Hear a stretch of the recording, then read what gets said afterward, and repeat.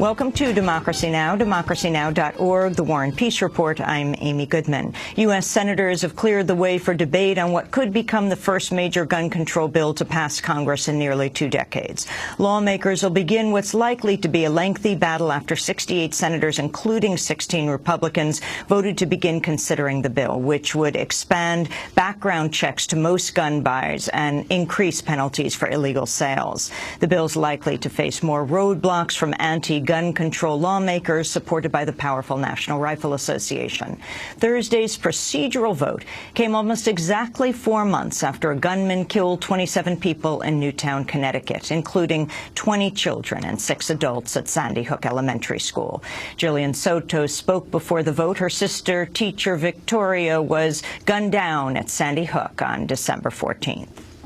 We're here to demand action and demand that we receive a vote and that we are allowed to have some peace of mind that our loved ones didn't die for no reason. They died protecting the children that they love, and they deserve to have a vote, and they deserve to have died for a reason, and we're here to protect their legacy, and we're here to honor them and demand something be done, demand our voices be heard, and something gets done, and we receive a vote. In Syria, at least 45 people were reported dead after troops entered a town in the southern province of Daraa. The British-based Syrian Observatory for Human Rights said children were among those killed Wednesday in shelling and summary executions at the hands of forces loyal to President Bashar al-Assad. Meanwhile, U.S. officials say they believe fighting in Syria would continue even if rebels succeed in toppling Assad. Speaking before the House Intelligence Committee, the top U.S. intelligence official, James Clapper, said sectarian militias would keep fighting for at least a year. On Thursday, British Foreign Secretary William Hague criticized international handling of the conflict after meeting with other members of the G8 group in London. The world has failed so far in its responsibilities and continues to do so. The United Nations Security Council, as I've said in Parliament the last time we discussed this, has not fulfilled its responsibilities on Syria because it is divided. That division continues. Have we solved that division at this meeting? No, we didn't expect to do so. The White House is refusing to answer questions about secret U.S. records that confirm drone strikes carried out in Pakistan over a 4-year period ran contrary to standards set forth publicly by President Obama. Classified U.S. documents reviewed by McClatchy show the Obama administration targeted and killed hundreds of supposed lower-level Afghan, Pakistani, and unidentified other militants, even while claiming publicly they were only targeting senior al-Qaeda leaders and associates planning to attack the U.S. Records confirm drone operators were not always sure who they were killing. In one 12-month period, more than half the estimated 482 people killed by drones were merely assessed as extremists, while media reports said only 6 top al-Qaeda leaders were killed during that time. Pakistani President Pervez Musharraf, meanwhile, has confirmed publicly for the first time Pakistan secretly collaborated with the U.S. to carry out drone strikes. Musharraf made the comments to CNN, saying it happened, quote, only on a very few occasions. U.S. Defense Secretary Chuck Hagel confirmed Thursday neither North Korea nor Iran is capable of attacking the United States with a nuclear-armed missile. Hagel's comments came the same day news broke the Pentagon's Intelligence Division had concluded with, quote, moderate confidence North Korea now knows how to make a nuclear weapon small enough to be carried by a ballistic missile. Doubt was quickly cast on the report. James Clapper, Director of National Intelligence, said in a statement, quote, North Korea has not demonstrated the full range of capabilities necessary for a nuclear-armed missile. Pentagon spokesperson George Little also downplayed the report, saying, quote, it would be inaccurate to suggest that the North Korean regime has fully tested, developed, or demonstrated the kinds of nuclear capabilities referenced. The analysis was released by the Defense Intelligence Agency, which a decade ago was among those to argue adamantly and incorrectly that Iraq had weapons of mass destruction. On Thursday, President Obama met with UN Secretary General Ban Ki-moon and called on North Korea to end what he termed its belligerent approach. Nobody wants to see a conflict on the Korean Peninsula. But it's important for North Korea, like every other country in the world, to observe the basic rules and norms that are set forth, including a wide variety of UN resolutions that have passed.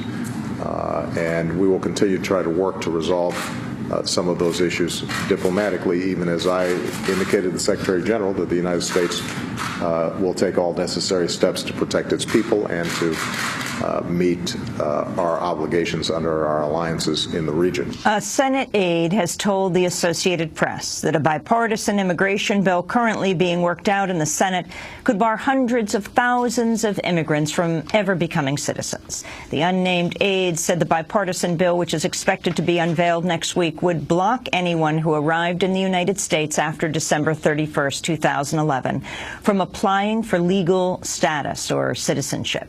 It would also require applicants to document that they have no criminal record and enough financial stability to show they can likely stay off welfare.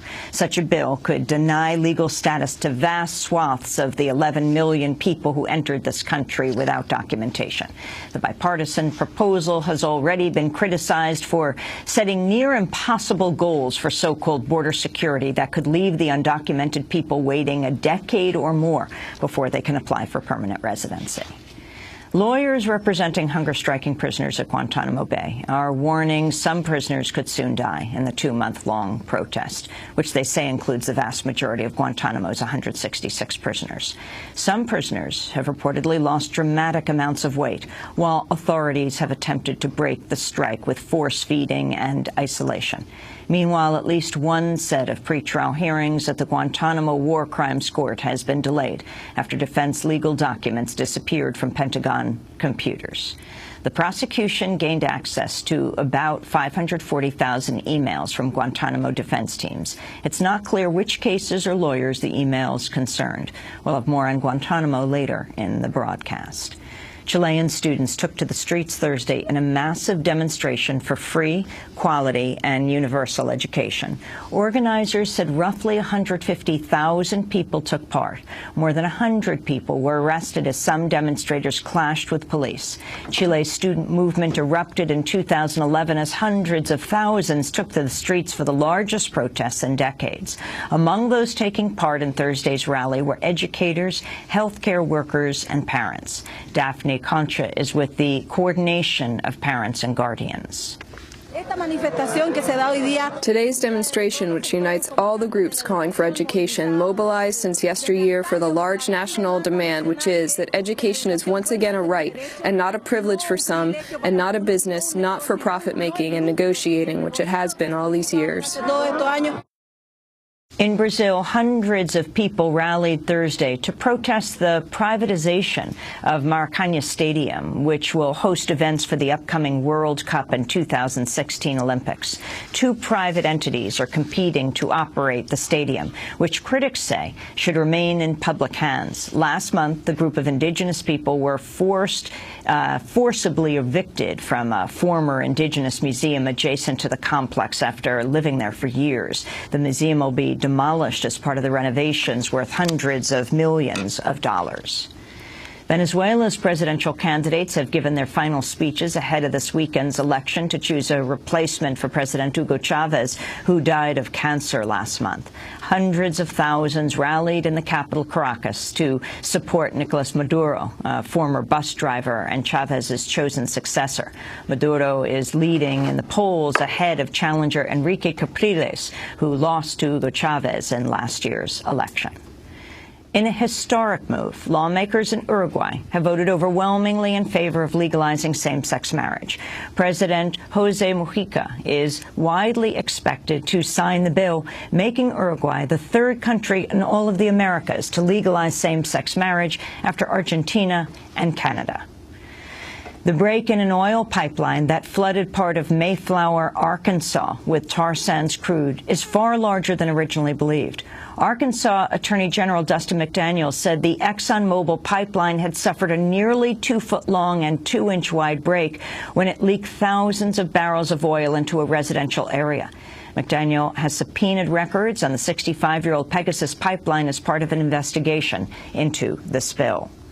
A 14-year-old Palestinian-American appeared before an Israeli military court Thursday, nearly a week after his arrest in an overnight raid for allegedly throwing stones at Israeli military and settler vehicles in the occupied West Bank. Mohammed Khaliq's father said his son's braces were broken from his teeth during his arrest last Friday. He's been locked up since then and interrogated, reportedly for hours. A Human Rights Watch researcher condemned Khaliq's detention, calling it appalling and all too common. To see our interview with Israeli journalist Amira Haas about stone throwing as an act of resistance, you can go to democracynow.org. House lawmakers could vote as early as next week on a controversial data sharing bill known as CISPA, or the Cyber Intelligence Sharing and Protection Act. Critics say CISPA would allow private internet companies like Google, Facebook, and Microsoft to hand over troves of confidential customer records and communications to the National Security Agency, FBI, and Department of Homeland Security, effectively legalizing a secret domestic surveillance program already run by the NSA. CISPA passed the House Intelligence Committee by a vote of 18-2. Proposed amendments to protect user privacy were rejected. Authorities in Santa Clara, California, have arrested 3 teenage boys on charges of sexually battering a 15-year-old girl who hanged herself following the assault at a party last fall. A lawyer for the family of Audrey Pott said students shared photographs of the attack on their cell phones. Audrey posted on Facebook that her life was ruined shortly before she killed herself. Meanwhile, no arrests have been announced so far in the case of Rehtaeh Parsons, a 17-year-old Canadian girl who was allegedly raped by 4 boys and bullied when a photo of the assault was shared at her school. She also hanged herself and was taken off life support on Sunday. A Las Vegas police officer who shot and killed an unarmed and disabled veteran will not face criminal charges. Officer Jesus Arevalo shot and killed Stanley Levon Gibson, a Gulf War veteran, with an assault-style rifle in December of 2011, while Gibson was locked inside his own car. Gibson's widow has filed a federal lawsuit accusing the police of civil rights violations against her husband, who is African-American. But Clark County District Attorney Steve Wolfson concluded the officer thought he was acting in self-defense after he heard a sound that turned out to be another police officer firing a beanbag shotgun to break Gibson's car window. And in Wichita, Kansas, the director of a new abortion clinic formerly operated by slain Dr. George Tiller is continuing to face death threats and harassment from anti-choice extremists. Southwind Women's Center, which opened last Wednesday, is operated by Julie Burkhart, who worked with Tiller for 7 years. Burkhart filed a temporary stalking order against a local extremist who showed up at her home with a sign reading, "Where's your church?" an apparent reference to Tiller, who was gunned down in his church on May 31st, 2009. An anti-choice leader has now posted audio from a jailhouse conversation with Tiller's murderer, Scott Roeder, where Roeder refers to the clinic director as Julie Darkhart and says she's kind of painting a target on herself. Listen carefully. To walk in there and reopen a clinic, a murder mill where a man was stopped, it's almost like putting a target on your back, saying, well, let's see if you can shoot me, But, I have to go back to what Pastor Mike Bray said, if 100 abortionists were shot, they'd probably go out of business. So I think 8 have been shot, so we got 92 to go, and maybe she'll be number 9. And those are some of the headlines. This is Democracy Now!, democracynow.org, The War and Peace Report. I'm Amy Goodman. And I'm Juan Gonzalez. Welcome to all of our listeners and viewers around the country and around the world. Thanks so much for watching this report from Democracy Now!, your daily independent global news hour. We don't accept advertising or corporate funding, but rather rely on donations from viewers like you. Please make your contribution by visiting democracynow.org. We need your support today to keep bringing you this hard-hitting, in-depth reporting.